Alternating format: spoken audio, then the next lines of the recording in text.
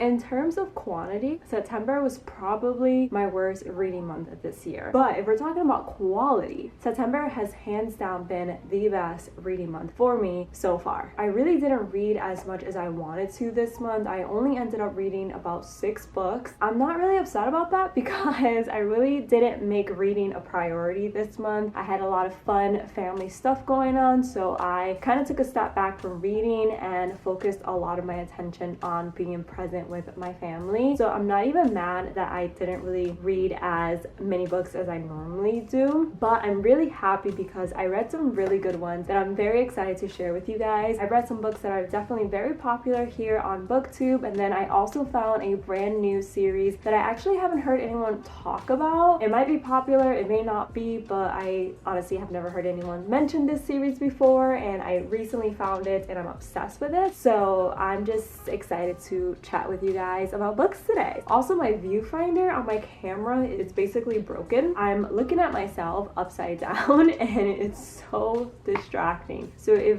I am looking at the viewfinder throughout this video, I am so sorry. The first book that I read in September was Caravel or Caravel. I don't know how to pronounce the title of this book. I'm so sorry. But it's by Stephanie Garber. This is the first book in the Caravel series. I actually went to Barnes & Noble's the other day and picked up the other 2 books in the series because I'm so excited to read those 2 books in October and finish off the series. I loved this book so much. It basically follows a main character named Scarlett. She is invited to this prestigious invite-only once-a-year performance by this man named Legend. She has been wanting to go to Caravel all her life, and she's been writing to Legend basically all her life, and she finally got an invite to attend this year's performance, and she goes along with her sister, but then they get separated and her sister actually gets taken by Legend. She becomes part of the game. So the mission of this year's game is to find Scarlett's sister. So all the players that have come from basically all over the world are all looking for her sister. Obviously, Scarlett has a more personal reason to look for her sister. Like, she doesn't really care to win, but in order to win, she needs to find her sister. So obviously, she's gonna play the game because she wants to find her sister. Of course, a million and one things go wrong while Scarlett is trying to look for her sister. She has a hard time figuring out what's real and what's part of the show, and she doesn't know who to trust. There's a little bit of romance in this book as well, which I really enjoyed. It felt so magical to me, and I did not want to put it down. It has taken me a long time to start this book. Honestly, I don't even know why. I just think I haven't been in the mood to read this book until this month, and I'm so glad I finally read it. I think I'm going to give this book a 4.75 because it was that good. I loved all the characters. I love Scarlett. I love Tella. I love Julian. He has my absolute heart. From the very moment that Julian was introduced in this book, I knew I was going to love him. Him and Scarlett have so much chemistry together, and I'm really excited to read the second book in the series, which I think follows Scarlett's sister. I'm also curious to see how Scarlett and Julian navigate their new relationship, especially with everything that happened in this book. I'm not going to give anything away, but this book kind of ended on a big cliffhanger, and I have no idea what's going to happen in the next couple books, but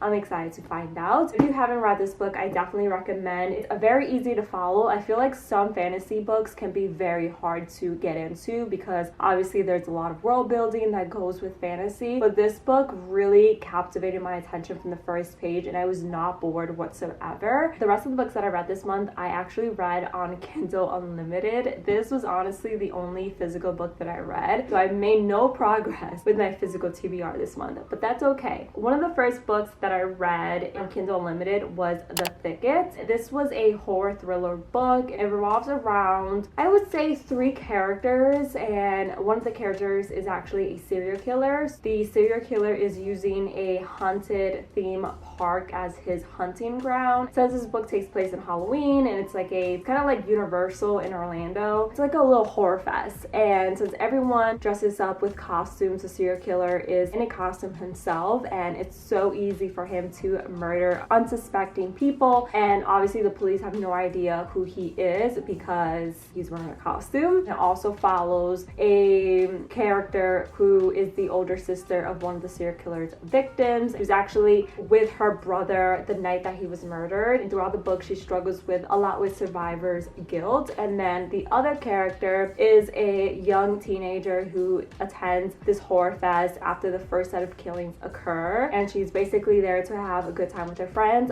but her and her friends cross paths with this serial killer, and let's just say what they thought was going to be a good time turned out to be not a good time. I really enjoy how fast-paced this book was. I was actually kind of spooked out, especially towards the very beginning. I kept looking over my shoulder as I was reading this book. It ended in a cliffhanger, and I'm so curious to know if the author is going to come up with a sequel. I don't want to say what happens because I don't want to spoil the book for you, but it does end on a cliffhanger, and I need to know what's going to happen next. I need to follow up with the characters in the story to see how they're doing. It's just a very intense book. There were a few parts towards like the middle that slowed down for me, but overall I give this book a 4-star rating. It's definitely one of the better thrillers I have read this year, and it's perfect to read in the fall. Like I said, it takes place during Halloween. It's a perfect book to read in October, and again, highly recommend. Side note, I really hope that when I'm describing the plots of these books, I hope I make sense, because normally as I read throughout the month, I write little notes on my phone regarding each book that I read, but I didn't do that this month. So I'm literally filming this video and trying to think back about what I thought about each book that I read. Hopefully I don't miss anything. So the next book that I read this month was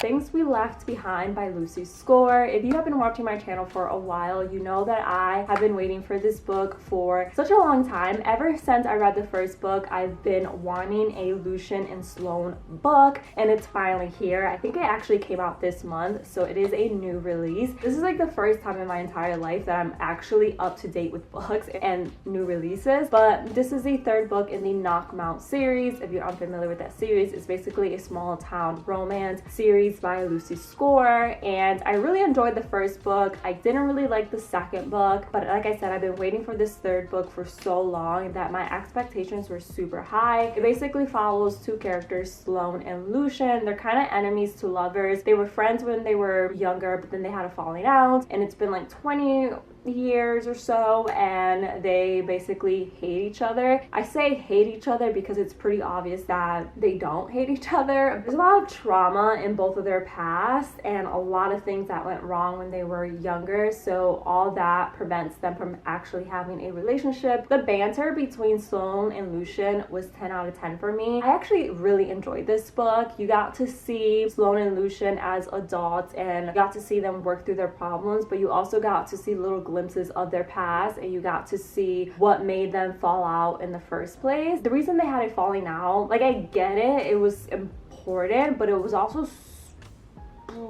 kind of stupid because one of them had the right idea behind their actions, and I just can't really understand why that little thing come between them. I guess it's not little, I don't know. I just disagree with why they had a falling out is what I'm trying to say. And I've seen a lot of reviews about this book, and a lot of people didn't like it, which I don't understand why. I personally loved it. My only complaint with this book was that it's a little too long. And I feel like I have that complaint with every Lucy Score book that I read. Like, I love her writing, but sometimes I just wish she would get to the point a little quicker, and I wish she wouldn't drag the plot. This was definitely more of a slow burn romance, which is not my fave, but overall I still really enjoy the writing. I love the Knockmount world. I love the small town vibes. I love the main characters, the side characters. I love how everyone comes together as a family. I also loved the epilogue and the bonus epilogue. It tied the whole series together, and it just ended the series in such a beautiful way. I'm actually kind of sad that the series is not over because we won't get any more books with these characters, but the way it ended was perfect. 10 out of 10 for the ending. If you are looking for a small town romance, definitely check out this book. I will say that it is spicy. I feel like all of Lucy Score books are very spicy, so keep that in mind. If that's not your thing, then probably stay away from this book. And I don't know if I said the rating already, but I give this book like a 4.75. It was that good, in my opinion. It's definitely my favorite book in the entire Knockmount series. And then the next book that I read was Faking Miss Right. It's by Claire Kingsley. Faking Miss Right is basically a boss and assistant workplace romance. It's also fake dating, fake engagement. It follows a very rich man. I don't know if he's a billionaire, but he has a lot of money, that much I know. And his assistant, he basically arranges a fake relationship relationship with her to get away from his ex, and they end up actually moving in together and living together, the whole time faking a whole relationship in front of everyone. I really enjoyed this book. I feel like the writing was super fast paced. There was a lot of drama which kept me entertained. I love when romance books have drama that isn't heavy, and this was just fun drama in my opinion. The characters were all lovable, including the side characters. I really have no complaints. It was also very funny in certain parts. I actually haven't seen anyone really talk about this series or this book or this author, and I'm definitely going to continue checking out her other books because, like I said, I really enjoy the writing in this one. I didn't mind the spice. Normally I'm not a spicy book gal, but the spice in this was actually pretty good, and I had a fun time reading this book. And then the next two books that I read this month are actually part of a series. I fell in love with this series. So this is the Windsor Series by Katharina Mora. I read the first book, The Wrong Bride, and then I read the second book, The Temporary Wife. Why am I struggling to pronounce that? And then I actually started The Unwanted Marriage, but I haven't finished it, so I'm not going to count that third book in this video. So from what I've gathered from reading the two books in this series, so it follows a mega billionaire family, the Windsors, and in this series there's a grandmother who is basically the boss, the matriarch, is that how you say that, of the entire family. She basically makes all the decisions for all the, I want to say kids, but they're not kids, they're like in their 30s and 40s, they're all adults. But for these sets of siblings, she makes all these decisions for them, and each sibling has had an arranged marriage set up for them, and each book is basically that sibling's love story in that arranged marriage. The first book follows the first sibling. I think his name is Aries. I don't know if I'm pronouncing that correctly. I'm so terrible with names. But it follows his and Raven's love story. So in the first book, Aries is set to marry Raven's sister. The whole arranged marriage has been set up. The wedding has been set. The venue has been booked. But then Raven's older sister actually backs down from marrying Aries. But by then it's too late because both families have already come to an agreement to merge their companies, and if the marriage doesn't happen, then the merger doesn't happen. So Raven has to step in for her sister and marry this guy. They've actually been friends all their lives, and Raven has had a crush on Aries for literally ever. So she's not too upset about stepping in for her sister and marrying him. So throughout the entire book, you see them coexist as husband and wife and navigate their new relationship. You also see them struggling to move away from the past. Raven especially struggles to get out of her sister's shadow. It deals a lot with toxic relationships and toxic family members, which I actually found refreshing. The book ended in a way that I felt was super realistic. I just really loved how this author tackled toxic family members, because I feel like a lot of people keep interacting with toxic family members because they think that they're family, so they have to tolerate